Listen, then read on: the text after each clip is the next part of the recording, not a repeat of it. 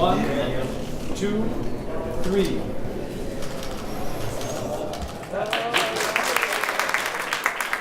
I'm very grateful for the representatives of the University of Szeged and the Semmelweis University of Budapest for their generous donation of the bust of Semmelweis. But I'm also very grateful to the leadership of the WHO that they have provided such a wonderful and center place for this statue. In an era where values seem to be more and more relative or even lost, we remember a man, Ignaz Semmelweis, regarded by posterity as the benefactor of humanity, the savior of mothers, the Martin Luther of medicine, the possessor of one of the greatest discoveries of mankind, and one of the most virtuous men of all times. Thanks to his discovery, Ignaz Semmelweis saved millions of human lives, yet his peers did not accept or acknowledge his findings. I offer my deep thanks to the government of Hungary, Szeged University, and to Semmelweis University for this gift. In many ways, Ignaz Semmelweis represents the essence of WHO, using evidence to serve people. His legacy is twofold.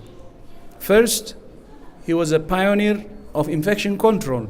His emphasis on hand hygiene was and remains crucial.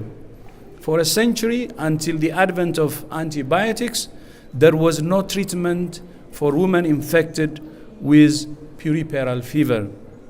And hand hygiene remains a cornerstone of infection prevention, especially with the rise of antimicrobial resistance. Second, his values continue to inspire health workers globally. In fact, we recently asked our staff what values are important to them as WHO employees. Many of them are those espoused by Semmelweis. Like him, we strive to be trusted servants of public health. Like him, we commit to professional excellence. Like Semmelweis, we value collaboration. Like him, we strive for integrity and accountability.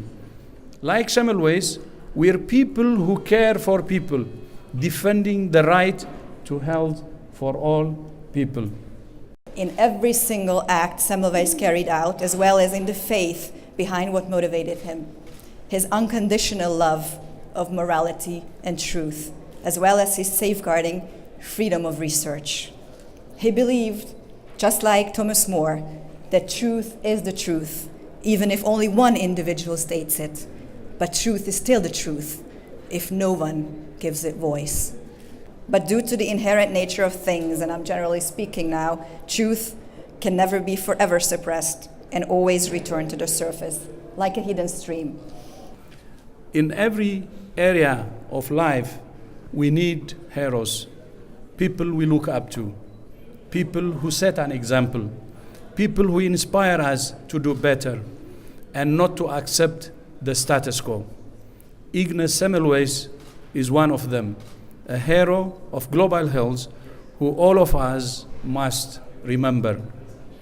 His work was based on carefully built evidence, showing that simple hand washing by health workers saves lives. As my sister said, these ideas at the time were considered an offense to the medical establishment. He was mocked, his mental health deteriorated, and he died at the age of 47 without seeing his ideas accepted. He logically established the link between the disease and the anatomical assessment, precisely defining it by statistical methodologies. He described the cause of childbed or postnatal fever, empyemia, and how it develops the gateway and medium of infection, and also described the method to prevent the infection. In the meantime, he described the concept of auto-infection, the importance of non-infection, as well as the principle of antisepsis, and he was the first to apply it in practice. It was 30 years after his death, Pasteur, Koch, and Lister, who, by the way, had still been performing operations in a tailcoat without washing their hands, elevated, recognized, and duly respected his legacy. It was Vilmos Taufers who said in a tribute ceremony held at the turn of the century that the prominent individuals of Europe made a pilgrimage to Budapest to salute Semmelweis's legacy, express their gratitude and respect, and to lay a laurel wreath of remembrance to him. So that's my, again, respect to Hungary, who gave us Ignaz Semmelweis. Thank you so much again. Thank you, Hungary. Köszönöm. Very nice.